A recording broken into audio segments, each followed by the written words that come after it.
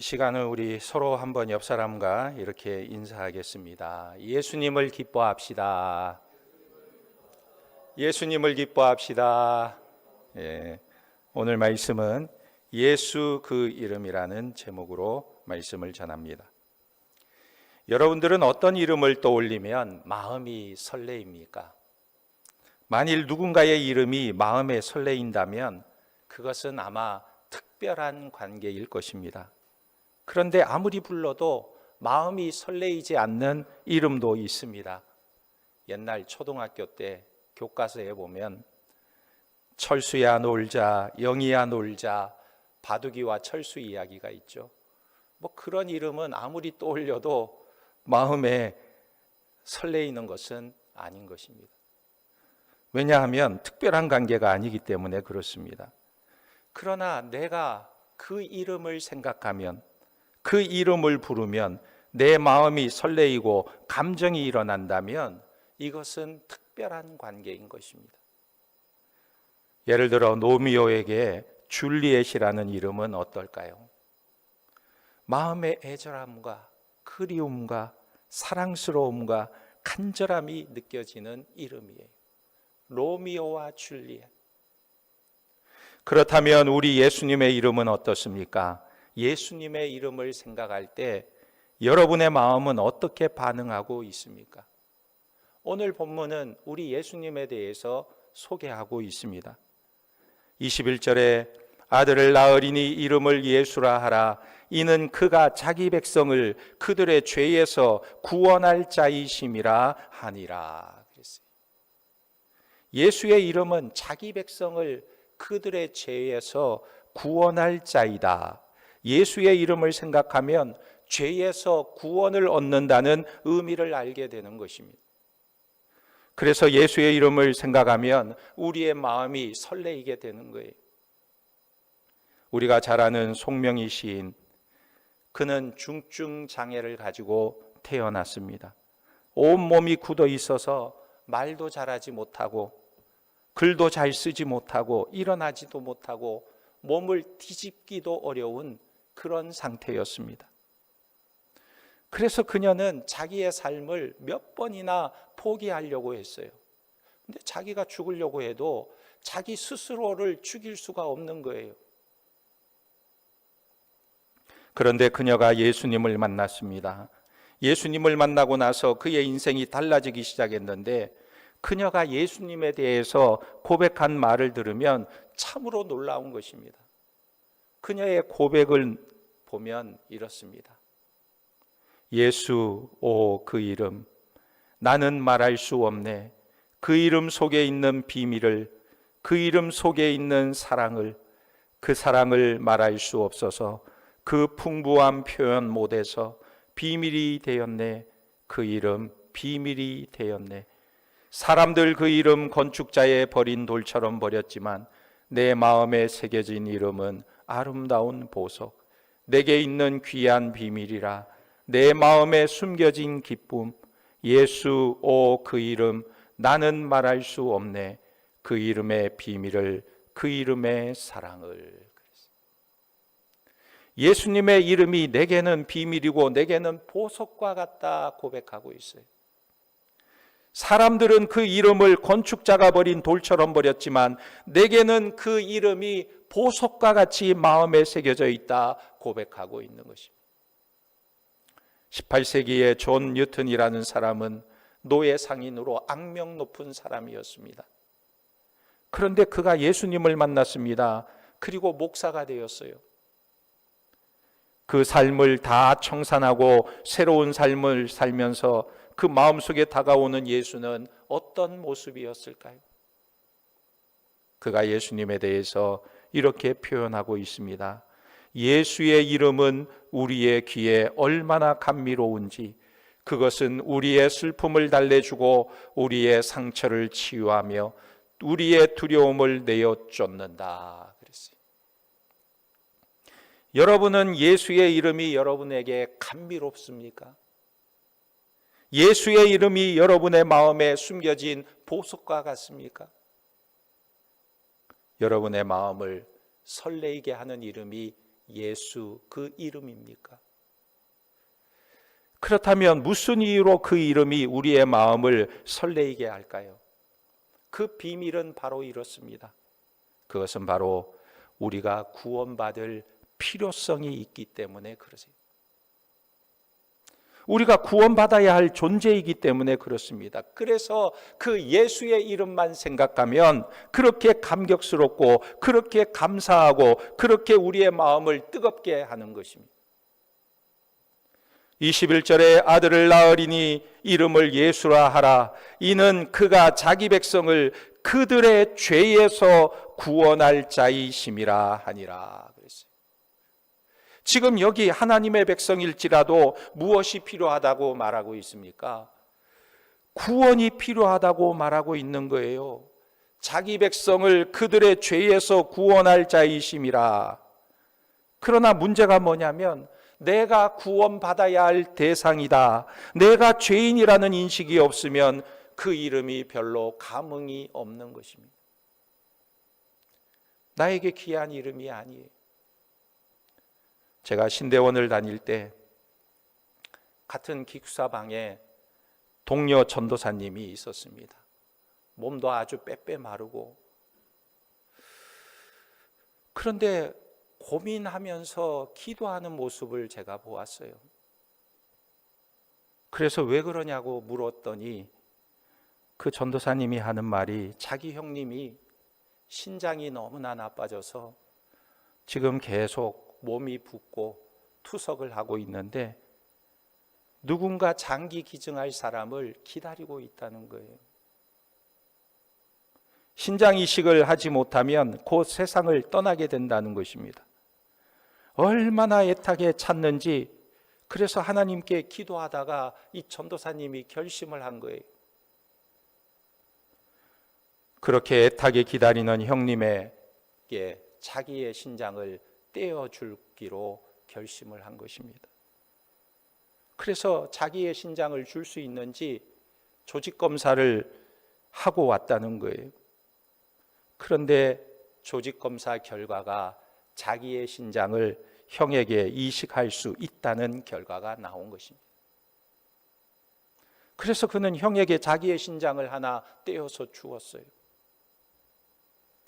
그 후에 형이 새 생명을 얻고 나서 이 동생만 보면 얼마나 고마워하는지, 동생만 보면 너무너무 기뻐하고 동생만 보면 자기 몸처럼 아끼고 사랑하는 것입니다. 너무나 간절히 원했기 때문에 자기에게 신장을 준 그 동생이 생명처럼 귀하게 여겨지는 거예요. 그런데 한번 생각해 보세요. 멀쩡하고 건강한 사람에게 제가 가서 형제님, 제 신장이 너무너무 튼튼하니까 제 신장을 하나 떼서 드릴까요? 제 신장을 하나 떼서 드릴까요? 그러면 이 사람이 어떻게 말할까요? 이런 이상한 사람이 있나? 왜 멀쩡한 사람에게 신장 이식을 하라고 그러는가? 내가 건강한데 당신의 신장을 내가 왜 받아야 합니까? 화를 낼 거예요. 여러분, 그러므로 죄인에게 예수의 이름이 기쁨이고 소망인 것입니다. 구원받아야겠다는 간절함이 있는 자에게 예수의 이름이 소망이 되는 것입니다. 그러므로 내가 죄인이라는 인식이 없으면 예수의 이름을 구할 수가 없는 거예요. 예수님 당시에 보면 최고의 신앙인들이 있었습니다. 그들이 누구냐면 율법사들이나 바리새인들, 서기관, 이런 종교인들이었어요. 그들은 자기들의 의로움을 자랑스럽게 여기고 살았습니다. 그러나 성경에 보면 그들에 대해서 뭐라고 표현하고 있습니까? 마태복음 23장 27절에 보면 화 있을진저 외식하는 서기관들과 바리새인들이여, 회칠한 무덤과 같으니 겉으로는 아름답게 보이나 그 안에는 죽은 사람의 뼈와 모든 더러운 것이 가득하도다 그랬어요. 서기관이나 바리새인처럼 도덕적으로 윤리적으로 탁월한 삶을 살려고 애쓰는 사람들이 어디에 있습니까? 사실 이들의 행위는 사람들이 따라갈 수가 없을 정도였습니다. 그럼에도 불구하고 성경은 그들에게 뭐라고 말하고 있냐면 회칠한 무덤과 같다 그랬어요. 겉은 아름답고 화려하게 보이지만 속은 썩어서 냄새나는 모습이라는 거예요. 독일에 가면 디카오 수용소가 있습니다. 거기에 가면 인체 실험장이 있는데 과거에 독일이 유태인을 대상으로 얼마나 많은 실험을 했는지 모릅니다. 한 예로 교도소 안에 방 한 칸을 다 밀폐시켜 놓고 그 안에는 대형 스피커를 설치했다고 합니다. 그리고 그 안에 유태인들을 집어넣었어요. 그리고는 볼륨을 높이는 것입니다. 왜 그런 실험을 하냐면 사람이 어느 정도의 소음을 견딜 수 있는가를 알기 위해서 실험을 한 거예요.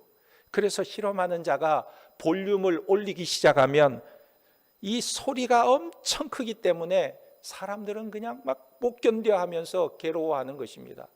그러다가 고막이 터지는 사람이 있고 소리가 더 높아지면 살이 막 덜덜덜덜덜 떨리는 그런 진동이 일어나기도 했답니다.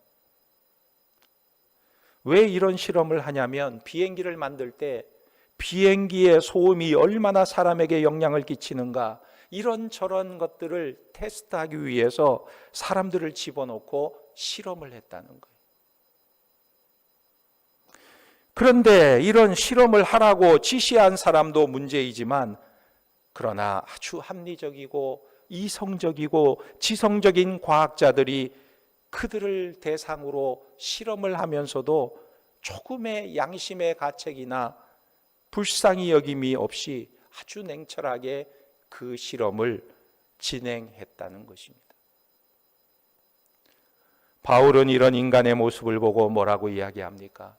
로마서 3장 9절에 그러면 어떠하냐? 우리는 나으냐? 결코 아니라 유대인이나 헬라인이나 다 죄 아래 있다고 우리가 이미 선언하였느니라. 독일 사람만 나쁠까요? 일본 사람만 나쁠까요? 유대인이나 헬라인이나 다 죄 가운데 있다고 선언했다 말하고 있는 것입니다. 유대인이나 헬라인이나 모두가 다 죄인이라는 거예요. 로마서 3장 10절에 기록된 바 의인은 없나니 하나도 없으며 깨닫는 자도 없고 하나님을 찾는 자도 없고 다 치우쳐 함께 무익하게 되고 선을 행하는 자는 없나니 하나도 없도다 그랬어요. 이것이 바로 인간의 현주소라는 것입니다.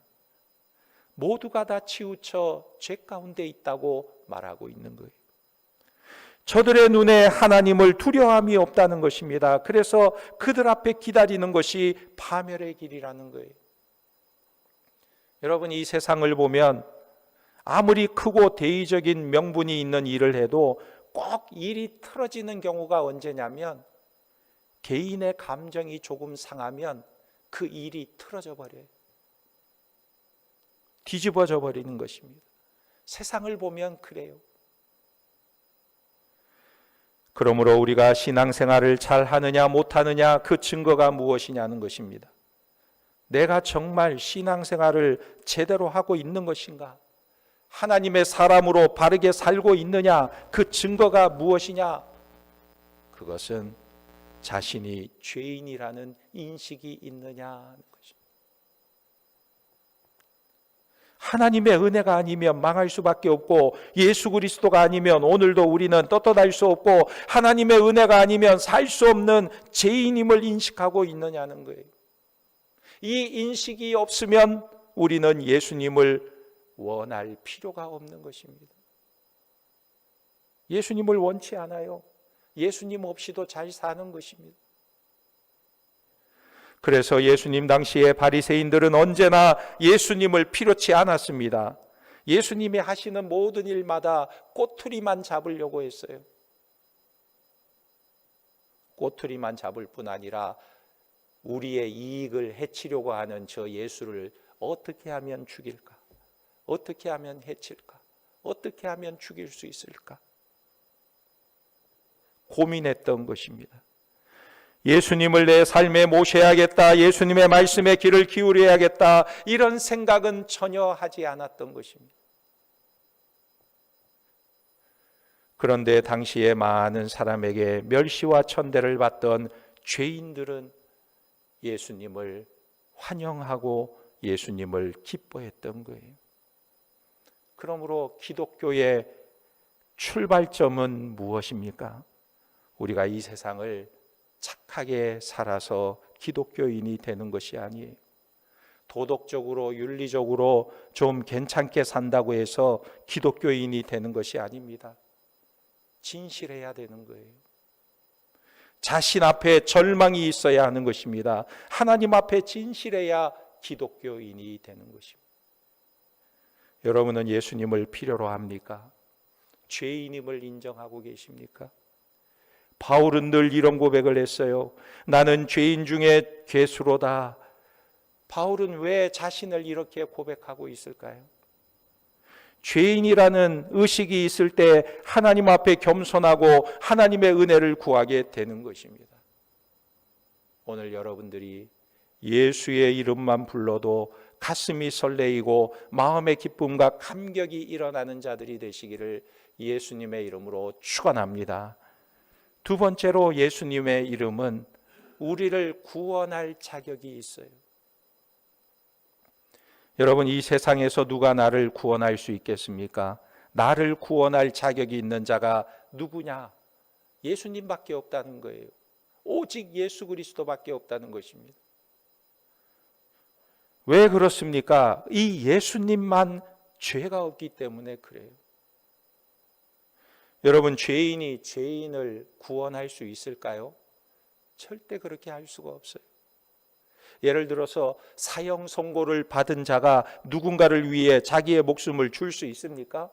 아니, 자기 목숨도 죽은 목숨인데 자기 목숨을 어떻게 남을 위해 줄 수 있어요? 절대 그럴 수가 없습니다. 그러므로 예수님밖에는 자기 생명을 줄 수 있는 자가 없는 것입니다. 그러므로 이 세상에 존재하는 모든 인간은 아무도 남을 구원할 수가 없어요.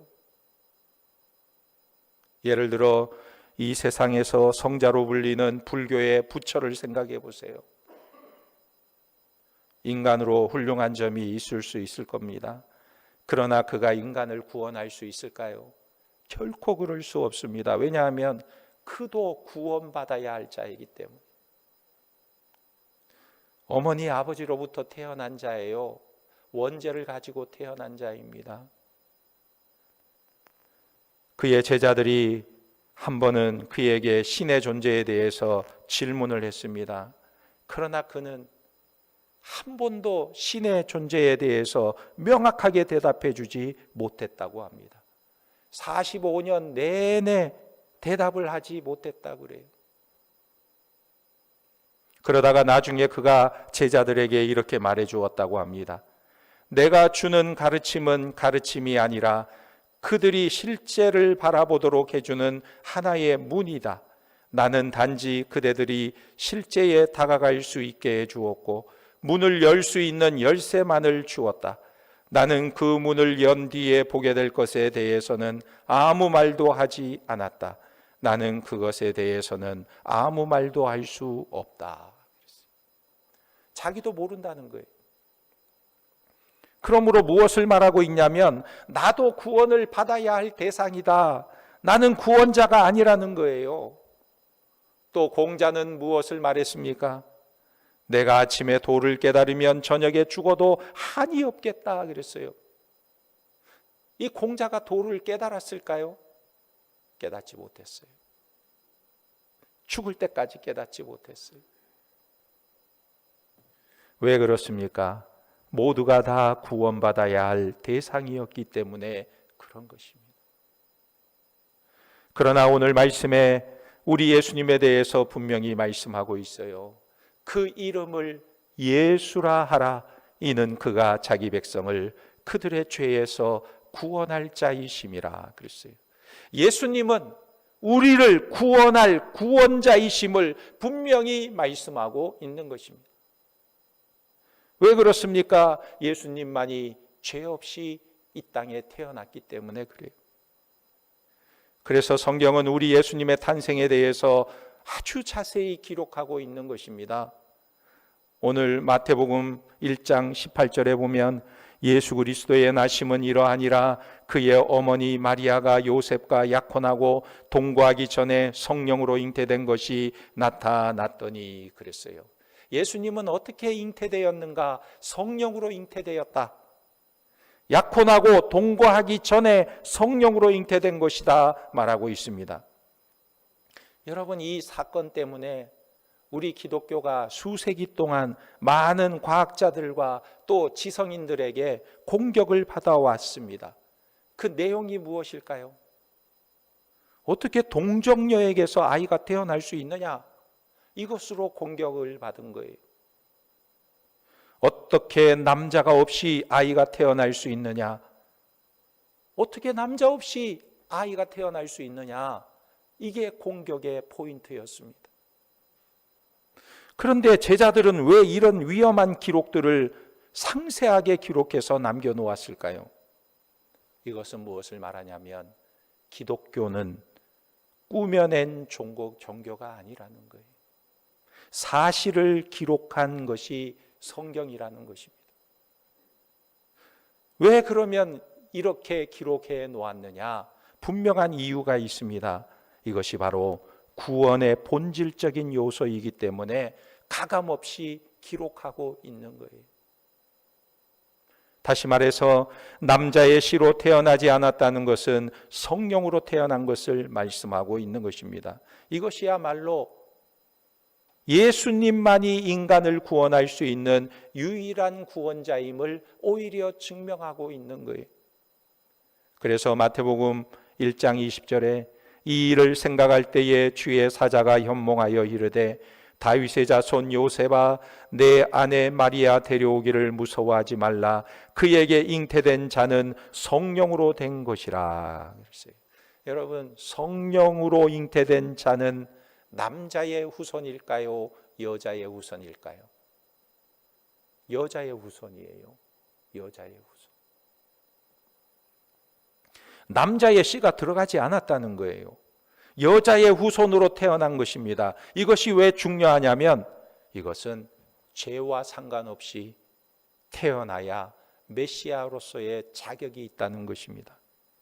그래서 창세기 3장에 보면 처음 인간이 죄를 지었을 때 여자의 후손에 대해서 예언한 기록이 있습니다. 창세기 3장 15절에 내가 너로 여자와 원수가 되게 하고 너의 후손도 여자의 후손과 원수가 되게 하리니 여자의 후손은 내 머리를 상하게 할 것이요 너는 그의 발꿈치를 상하게 할 것이니라 하시고 그랬어요. 무슨 말씀을 하고 있습니까? 예수님이 이 땅에 오시는데 자기 백성을 죄에서 구원할 자가 오시는데 그분 그 메시아는 여자의 후손으로 온다는 거예요. 남자의 후손이 아니라 여자의 후손으로 온다. 그런데 여러분, 성경을 보면요, 창세기 이후로 모든 족보들을 보면 여자의 후손이라는 말이 없어요. 전부 다 남자의 후손이라고 말하고 있는 것입니다. 그래서 성경에 보면 남자가 낳았다라고 기록하고 있어요. 마태복음 1장 2절에도 보면 아브라함이 이삭을 낳고 이삭이 야곱을 낳고 야곱은 유다와 그의 형제를 낳고, 아니 낳는 것은 여자가 낳았는데 기록은 뭐라고 기록하고 있어요? 남자가 낳고 남자가 낳고 남자가 낳고 아브라함이 이삭을 낳고 이삭이 야곱을 낳고 이렇게 기록하고 있는 거예요. 남자가 낳은 것으로 기록하고 있는 것입니다. 뿐만 아니라 문화적으로도 볼 때 고대 문화에서는 사람의 수를 셀 때 오직 남자의 수만 세었어요. 여자나 어린아이는 수에 들어가지 않았습니다. 그래서 여자의 후손이라는 표현을 쓸 수가 없는 거예요. 그런데 창세기에서 어떻게 메시아를 여자의 후손이라고 표현하고 있을까요? 이것은 예수 그리스도께서 동정녀 마리아에 의해서 이 땅에 태어날 것을 예언하고 있기 때문에 그렇습니다. 그렇기 때문에 예수님만이 합법적으로 우리를 구원할 자격이 있다는 거예요. 이것을 증거하고 있는 것입니다. 사도행전 4장 12절에 다른 이로서는 구원을 얻을 수 없나니 천하 인간의 구원을 얻을 만할 다른 이름을 우리에게 주신 일이 없음이니라 하였더라.